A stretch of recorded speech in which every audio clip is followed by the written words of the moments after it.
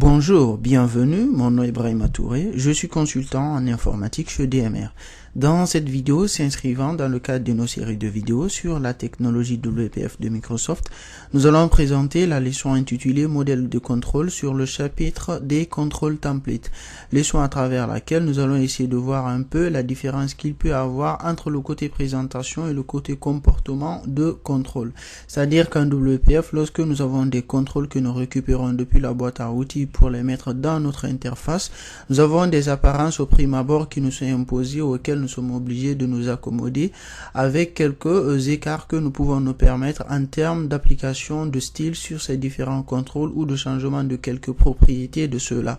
Mais à supposer que dans un certain sens que nous souhaitons par exemple changer complètement l'apparence de ces contrôles, c'est-à-dire avoir par exemple une ellipse qui fasse office de bouton, alors en ce moment nous nous retrouvons face à quelques obstacles ici de présentation et auquel cas nous sommes obligés de faire appel à un nouveau concept en WPF qui est le contrôle template.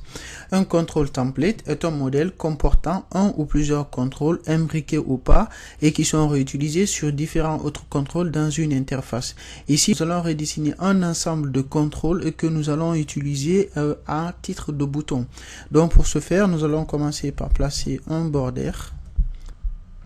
Et border que nous allons nommer ici border modèle, auquel nous donnons le corner radius de 10 et pour lequel nous allons donner un certain background. Nous allons faire appel à une instance de la classe Linear Gradient Brush pour le endpoint de ce dernier, donc une couleur dégradée, mettrons 0.5,1 avec comme start point à la valeur de 0.5,0.1. Nous réarrangeons l'environnement pour mieux avoir plus d'espace ici. Dans notre Linear Gradient Brush, nous allons placer un premier gradient stop qui va avoir comme couleur la valeur de dièse 7F19817A et comme offset la valeur de 0.5 que nous référons à ce niveau. Puis un second gradient stop pour la seconde couleur du dégradé et dont nous allons mettre l'offset à la valeur de 1. Puis finalement, dans notre border, nous allons placer un text block dont le texte va être bouton, tout simplement. Donc nous allons mettre l'horizontal alignment à la valeur de center, puis le vertical alignment à la valeur de center aussi, que nous allons refermer ici. Et après, dans notre interface, nous avons ici notre bouton. Donc ce que nous souhaitons ici à ce niveau est de faire en sorte, parce que ceci nous paraît quand même assez bien beau par rapport à un bouton assez normal, surtout que dans notre interface nous voulons avoir une fenêtre qui va avoir comme background la valeur de azur, et qu'alors en ce moment si nous donnons une certaine marge ici à notre border, donc nous mettons la valeur de margin ici à la valeur de 30, ce que nous pouvons remarquer ici dans notre interface est que nous avons notre bouton qui se fusionne assez bien avec l'interface ici, c'est-à-dire avec notre fenêtre. Ceci a l'apparence d'un bouton, ressemble à un bouton, mais n'est pas un bouton, parce qu'un bouton n'est pas que seulement défini par son aspect, mais aussi par son comportement, qui sont un ensemble d'éléments tels que la propriété de content ou l'événement de clic ou bien l'événement de mouse left button qui lorsqu'ils sont déclenchés permettent de lancer des gestionnaires d'événements qui leur sont associés et ainsi de suite.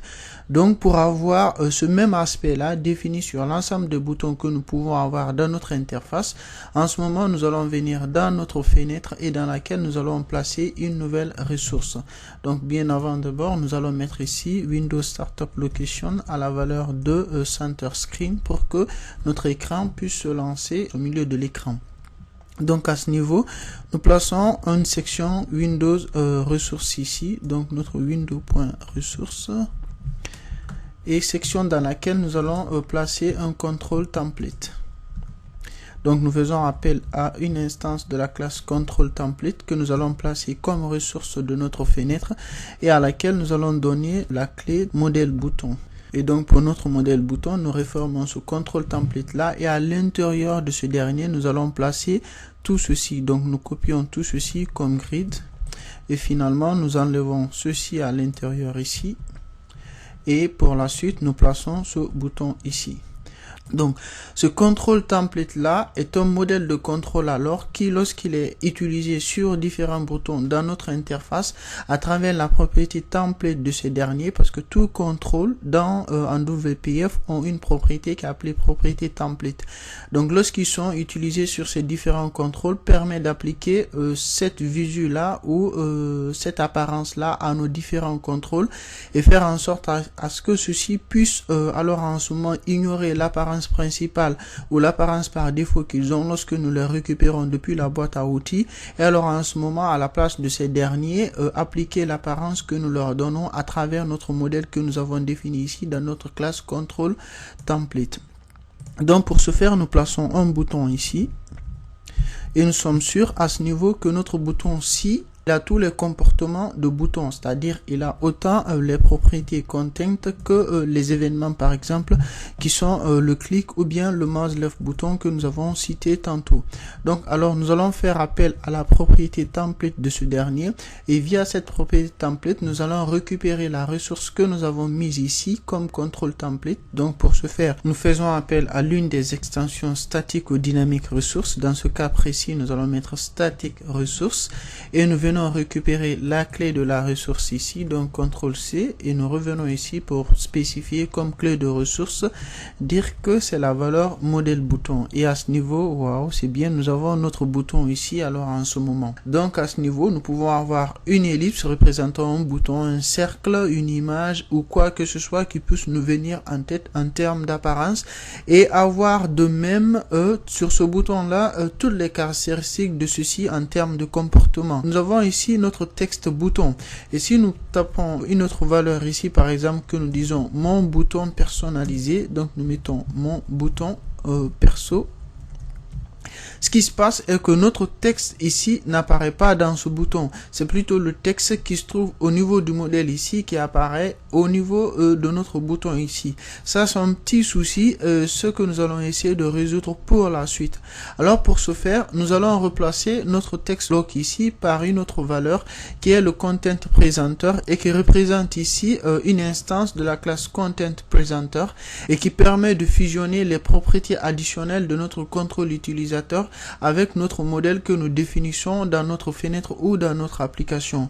Notre content presenter, pour ajouter du contenu additionnel, a besoin de savoir le type de l'élément sur lequel il va fusionner les propriétés avec le modèle dans lequel il se trouve défini. Donc pour cela, nous allons venir dans notre control template et dire que ce modèle-là s'applique aux éléments de type bouton. Donc en ce moment, nous mettons target type et nous avons plusieurs éléments ici qui sont des instances de différents types de classes de contrôle. Par exemple, des contextes menus, des contrôles, des data grid. Et pour ce faire, nous prenons le premier élément qui est bouton. Alors tout de suite, notre texte ici, mon bouton perso, apparaît à l'intérieur ici. Alors il y a un autre élément, c'est que notre texte apparaît sur le bouton mais ne se trouve pas centré dans l'image à ce niveau. Pour ce faire, nous allons commencer par enlever cette marge ici parce que notre contrôle template tout simplement ne se limite pas à ce que nous voyons de dessiner ici à partir du border mais commence bien évidemment au niveau de notre grid ici. Donc nous enlevons la marge à ce niveau, donc cette marge de 30 ici. Et puis nous allons essayer de jouer sur l'élément padding de ce dernier. Lorsque nous mettons la valeur du padding à 10, nous voyons que notre texte se déplace d'un peu et puis lorsque nous le mettons cette valeur à la valeur de 50, il se déplace d'une valeur assez pas mal et se rapproche de ce que nous voulons, c'est-à-dire le texte se trouvant au milieu ici, et lorsque nous mettons cette valeur par exemple à une valeur de 100, il se rapproche encore assez bien de ce que nous souhaitons. Mais à ce niveau, si nous nous mettons à faire comme ça, il est certainement clair que nous sommes en train de designer à ce niveau de façon un peu débrouillarde. Alors pour nous en sortir et faire les choses assez bien, nous allons essayer d'utiliser un autre concept ici qui est le template binding et qui va nous permettre ici de binder la marge de notre grille supérieure ici au padding de notre border ici à ce niveau. Donc pour ce faire, nous venons au niveau de notre grille et nous disons que sa marge ici est définie par le template binding comme extension et qu'à ce niveau, ceci est le padding. Donc le content presenter ici à ce niveau, son padding ici va définir la marge de notre grille à ce niveau par rapport au content template. Alors pour la suite, nous jouons simplement sur les propriétés horizontales et alignment de notre contrôle en mettant cette valeur à center et le vertical alignment aussi à la valeur de center pour avoir le résultat escompté. Donc finalement, nous avons notre bouton perso qui se trouve ici avec le texte que nous souhaitons. Si nous plaçons un autre bouton dans notre interface, nous pouvons bien entendu utiliser ce même template là sur ce dernier et avoir les résultats que nous souhaitons. Donc nous faisons F6 pour régénérer ceci et voir si nous n'avons pas d'erreur, et puis finalement nous faisons F5 pour voir ce que nous avons comme rendu. Lorsque nous cliquons sur ce bouton-ci ou lorsque nous faisons passer le curseur dessus, nous voyons qu'il a l'aspect d'un bouton mais qui ne se comporte pas tel un bouton en termes d'apparence extérieure lorsque le curseur par exemple se trouve dessus. Donc pour pallier à cela, nous revenons à notre interface et puis nous allons placer toujours dans notre contrôle template un autre élément ici que nous allons appeler trigger ou déclencheur. Donc nous faisons appel à notre contrôle template à ce niveau. Donc nous avons control template point et nous faisons appel à sa propriété triggers. Donc la propriété triggers ici qui est une collection et qui reçoit un ensemble de triggers qui représente ici des déclencheurs. Donc nous mettons trigger. Une instance de la classe trigger permet de définir quand est-ce que les propriétés d'un élément donné peuvent changer.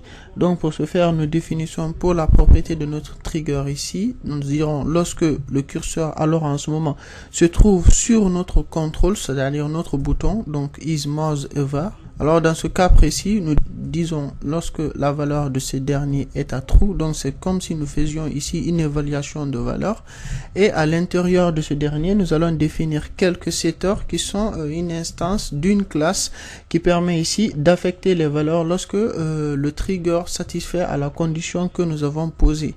Donc pour notre setter ici, nous dirons que le target name de ce dernier, c'est-à-dire le nom sur lequel va s'appliquer ce déclencheur, est notre élément border model. Donc nous copions ce nom-ci et nous venons mettre ici comme nom. Et en termes de propriété, nous dirons qu'il va s'agir du background de ce dernier. Et puis finalement, nous refermons ceci. En termes de valeur, nous mettons setter.value. Donc nous mettons notre setter et en termes de valeur de ce dernier, nous allons placer une instance de la classe Linear Gradient Brush pour lequel nous allons donner comme couleur la valeur de dièse FFFFC00. Et puis comme offset, c'est-à-dire la couleur fuyante du dégradé à la valeur de 0.5. Et puis nous refermons ce gradient stop. Et pour le second gradient stop ici à ce niveau, nous mettons comme offset la valeur de 1. Puisque nous sommes dans une collection, alors nous pouvons rajouter autant de triggers que nous souhaitons. Nous allons alors en ce moment ajouter un autre trigger sur le contour de notre textbox. Donc nous mettons setter. Et comme target name, nous remettons le même target name que tantôt, donc border model. Et comme propriété de ce dernier, disons que c'est le border brush. Et comme valeur, nous mettons dièse en FE en CC. Et nous refermons ceci.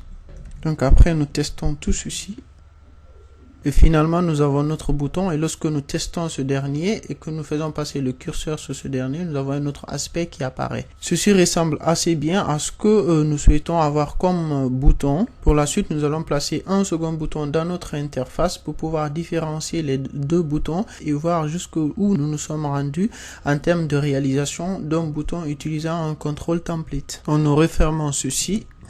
Nous revenons à notre bouton ici et à l'intérieur de ce dernier, nous allons placer un stack panel. Et dans ce stack panel-ci, nous allons glisser notre bouton qui se trouve ici.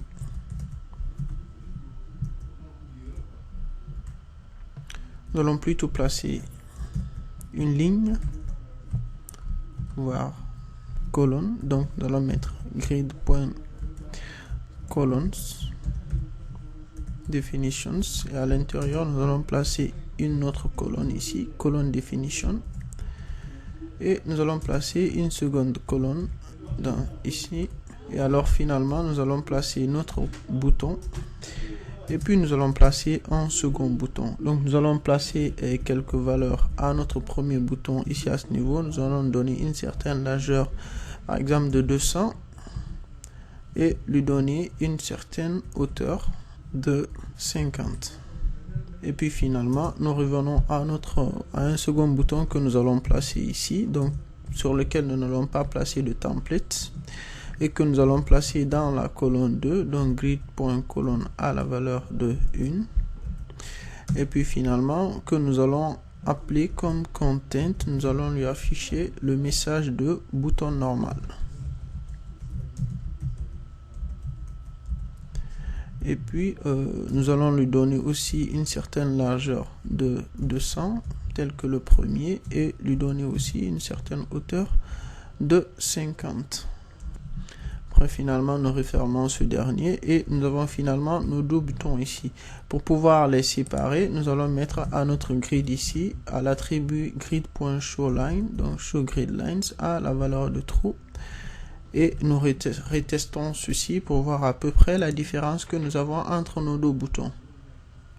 Donc au départ, à titre de test, nous avions dessiné ce premier bouton afin que ce dernier puisse se fusionner avec notre environnement, notamment notre fenêtre qui a un background de azur. Donc ce bouton-ci vers le bas se fusionne avec notre environnement et se comporte tel un bouton lorsque nous faisons passer par exemple le curseur sur ce dernier, donc il change d'aspect, et là nous avons un bouton normal. Nous pouvons donner tous les aspects que nous souhaitons à ce bouton-ci, parce qu'en WPF nous avons la possibilité de faire un dessin n'importe lequel sur un élément et puis définir cela comme control template.